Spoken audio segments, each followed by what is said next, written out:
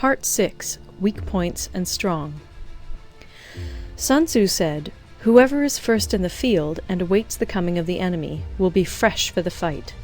Whoever is second in the field and has to hasten to battle will arrive exhausted." Therefore, the clever combatant imposes his will on the enemy, but does not allow the enemy's will to be imposed on him. By holding out advantages to him, he can cause the enemy to approach of his own accord, or, by inflicting damage, he can make it impossible for the enemy to draw near. If the enemy is taking his ease, he can harass him. If well supplied with food, he can starve him out. If quietly encamped, he can force him to move. Appear at points which the enemy must hasten to defend. March swiftly to places where you are not expected. An army may march great distances without distress if it marches through country where the enemy is not. You can be sure of succeeding in your attacks if you only attack places which are undefended. You can ensure the safety of your defense if you only hold positions that cannot be attacked. Hence, that general is skillful in attack whose opponent does not know what to defend, and he is skillful in defense whose opponent does not know what to attack. O divine art of subtlety and secrecy! Through you we learn to be invisible, through you inaudible, and hence we can hold the enemy's fate in our hands. You may advance and be absolutely irresistible if you make for the enemy's weak points. You may retire and be safe from pursuit if your movements are more rapid than those of the enemy. If we wish to fight, the enemy can be forced to an engagement even though he be sheltered behind a high rampart and a deep ditch. All we need do is attack some other place that he will be obliged to relieve. If we do not wish to fight, we can prevent the enemy from engaging us even though the lines of our encampment be merely traced out on the ground. All we need do is throw something odd and unaccountable in his way. By discovering the enemy's dispositions and remaining invisible ourselves, we can keep our forces concentrated while the enemy's must be divided. We can form a single united body while the enemy must split up into fractions.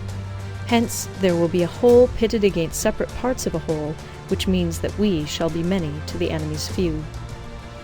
And if we are able thus to attack an inferior force with a superior one, our opponents will be in dire straits. The spot where we intend to fight must not be made known, for then the enemy will have to prepare against a possible attack at several different points. And his forces being thus distributed in many directions, the numbers we shall have to face at any given point will be proportionately few. For should the enemy strengthen his van, he will weaken his rear. Should he strengthen his rear, he will weaken his van. Should he strengthen his left, he will weaken his right. Should he strengthen his right, he will weaken his left. If he sends reinforcements everywhere, he will everywhere be weak. Numerical weakness comes from having to prepare against possible attacks. Numerical strength from compelling our adversary to make these preparations against us. Knowing the place and the time of the coming battle, we may concentrate from the greatest distances in order to fight. But if neither time nor place be known, then the left wing will be impotent to succour the right equally impotent to succour the left, the van unable to relieve the rear, or the rear to support the van. How much more so if the furthest proportions of the army are anything under 100 li apart, and even the nearest are separated by several li. Though according to my estimate the soldiers of Yue exceed our own in number, that shall advantage them nothing in the matter of victory. I say then that victory can be achieved. Though the enemy be stronger in numbers, we may prevent him from fighting. Scheme so as to discover his plans and the likelihood of their success.